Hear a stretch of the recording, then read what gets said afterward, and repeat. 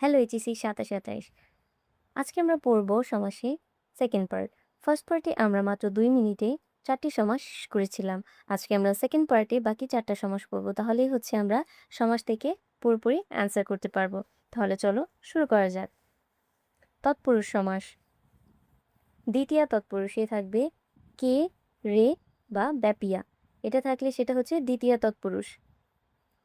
দাস বাক্যে আসবে কে, রে, ব্যাপিয়া। তৃতীয়া তৎপুরুষে দ্বারা দিয়ে কর্তৃক। চতুর্থীতে কে, রে, জন্য বা নিমিত্তে। পঞ্চমী হতে থেকে চেয়ে অপেক্ষা। ষষ্ঠীতে র এর। সপ্তমীতে এ অন্তস্থ তে। তোমরা এটা হচ্ছে পুরা ফুল মুখস্থ রাখবা এতখানি, এরপরে অ্যান্সার করবা।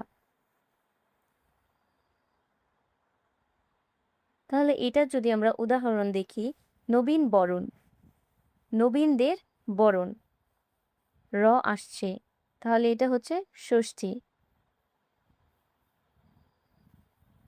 মধু মাখা, মধু দিয়ে মাখা, তাহলে এটা কি? তৃতীয় তৎপুরুষ। গুরু ভক্তি, গুরুকে ভক্তি, এটা হচ্ছে চতুর্থী তৎপুরুষ। কে, রে, এটা হচ্ছে দ্বিতীয় তৎপুরুষেও আছে, চতুর্থীতেও আছে। যেটা সম্পূর্ণ একজনকে উৎসর্গ করে দেবে সেটা হচ্ছে চতুর্থী হবে, আর যেটা উৎসর্গ করবে না সেটা হচ্ছে দ্বিতীয় তৎপুরুষ হবে। বিদেশাগত, বিদেশ থেকে আগত, পঞ্চমী তৎপুরুষ। চা বাগান, চায়ের বাগান, এটা কি? ষষ্ঠী। গাছ পাকা, গাছে পাকা, এটা হচ্ছে সপ্তমী। এরপর আমরা যদি দেখি উপপদ তৎপুরুষ সমাস। উপপদ তৎপুরুষে ব্যাস বাক্যে আসবে যে বা যা। ব্যক্তি বোঝালে যে, বস্তু বোঝালে যা। জলজ, জলে জন্মে যা।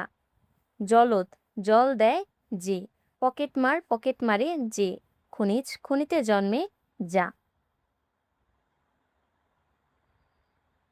এরপরে আসবে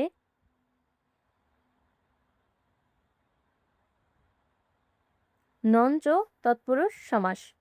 নং তৎপুরুষ সমাসে ব্যাস বাক্যে আসবে ন বা নয়। যেমন অধর্ম, নয় ধর্ম। অনেক, নয় এক। আদর, নয় আদর। অখুশি, নয় খুশি। তাহলে আমরা দেখলাম যে তৎপুরুষ সমাসের কিছু টাইপস আছে।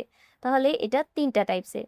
যেমন প্রথমে হচ্ছে যেমন দ্বিতীয়া, তৃতীয়া, চতুর্থী, পঞ্চমী, ষষ্ঠী, সপ্তমী, এগুলো মুখস্থ রাখতে হবে এবং ওই হিসেব করে অ্যান্সার করতে হবে। ব্যাস বাক্যে এগুলো আসবে। এরপর আছে উপপদ তৎপুরুষ সমাস, যেখানে আমরা দেখেছি ব্যাস বাক্যে যে বা যা আসবে।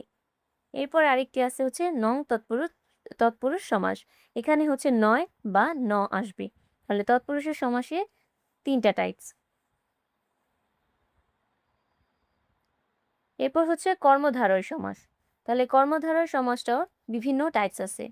যেমন মধ্যপদলোপী কর্মধারয়, এটা হচ্ছে মাঝখানে আসবে ব্যাস বাক্যে মাখা, চিহ্নিত, আশ্রিত, এগুলা। দুধ ভাত, দুধ মাখা ভাত। সিংহাসন, সিংহ চিহ্নিত আসন। ঘর জামাই, ঘরে আশ্রিত জামাই। তাহলে এটা হচ্ছে মধ্যপদলোপী কর্মধারায়। আর যদি বলে যে লাল গোলাপ, লাল যে গোলাপ, যে আসবে মাঝে, সেটা হচ্ছে নর্মাল কর্মধারায় হবে শুধু। হর সন্ধ্যা, ভর যে সন্ধ্যা। আমরা উপপদ তৎপুরুষে দেখেছিলাম ব্যাস বাক্যের শেষে যে বা যা আসবে, কিন্তু মধ্যপদলোপী কর্মধারয় সমাসে কি হবে? মাঝে যে বা যা আসতে পারে। যে আসবে বেশিরভাগ মাঝে আসবে। এরপরে কর্মধারয় সমাসে ভাজা চাল, শেষেটা প্রথমে আসবে। ভাজা যে চাল, মাছ ভাজা, ভাজা যে মাছ। গণ্যমান্য, এটা আরেকটা টাইপস। যিনি গণ্য তিনি মান্য, এটাও কর্মধারয় সমাস। কাঁচা পাকা, যা কাঁচা তাই পাকা। তাহলে এইটা একটা টাইপস, এটা একটা টাইপস, আর হচ্ছে এইটা। তাহলে কর্মধারয় সমাসে কি কি আসবে? কর্মধারয় সমাসে হচ্ছে মধ্যপদলোপী কর্মধারয় মাঝখানে মাখা, চিহ্ন, আশ্রিত, এগুলো আসবে, চিহ্নিত, এগুলা। আর মাঝখানে যে আসলে সেটা কর্মধারয়। শেষেরটা প্রথমে আসলে, মাঝখানে যে আসলে সেটাও কর্মধারয় সমাস।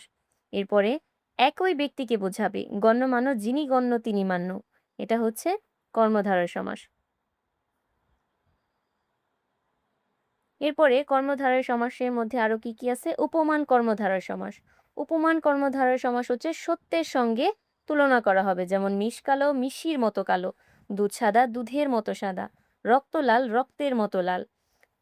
সত্যের সঙ্গে তুলনা মানে যেই বিষয়টা সত্য, যে কালোটা এটাও কালো, মিষ্টাও কালো, দুধও সাদা, সাদাও সাদাই, রক্তটা লাল, যে রক্তের মতো লাল, লাল দুইটাই সত্য।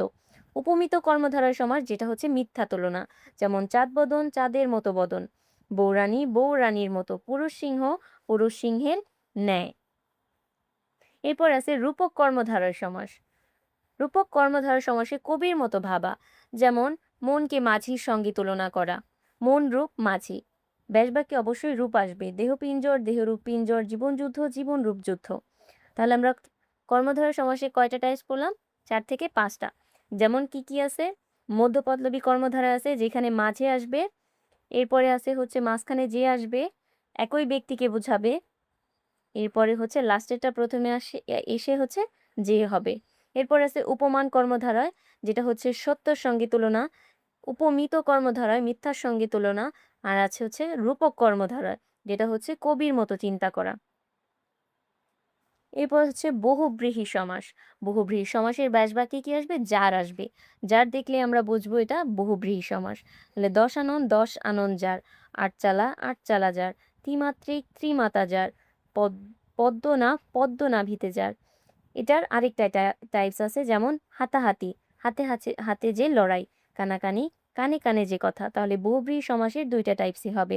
একটা হবে হচ্ছে যার আসবে শেষে, আরেকটা হচ্ছে হাতাহাতি, হাতে হাতে যে লড়াই, এই টাইপের। এরপরে আছে হচ্ছে অব্যয়ীভাব সমাস। এখানে স্বরে ওটা মিস্টেক হয়েছে, অব্যয়ীভাব সমাস। অব্যয়ীভাব সমাসের ব্যাসবাক্যে আসবে সমীপে, অনু, অভাব, প্রতি, অতিক্রান্ত, পশ্চাৎ, ক্ষুদ্র। যেমন উপকণ্ঠ, কণ্ঠের সমীপে, নিরামিষ, আমিষের অভাব, উদ্বেল, বেলাকে অতিক্রান্ত, আনত, ঈষৎনত, পরোক্ষ অক্ষির অগোচরে, যথারীতি রীতিকে অতিক্রম না করে। তাহলে অব্যয়ীভাব সমাসের আবার কয়েকটা টাইপস আছে, যেমন যে কিছু জিনিসে আসবে ব্যাসবাক্যে সমীপে, অনু, অভাব, প্রতি বা অতিক্রান্ত, পশ্চাৎ, ক্ষুদ্র। আবার কিছুটাই হবে যে পরোক্ষ অক্ষির অগোচরে, এই টাইপের। আরেকটা আছে যথারীতি রীতিকে অতিক্রম না করে, এটাও অব্যয়ীভাব সমাস। তোমরা এটা মনে রাখবা, যথারীতি রীতিকে অতিক্রম না করে। আর বহুব্রীহি সমাসের হচ্ছে হাতাহাতি, হাতে হাতে যে লড়াই।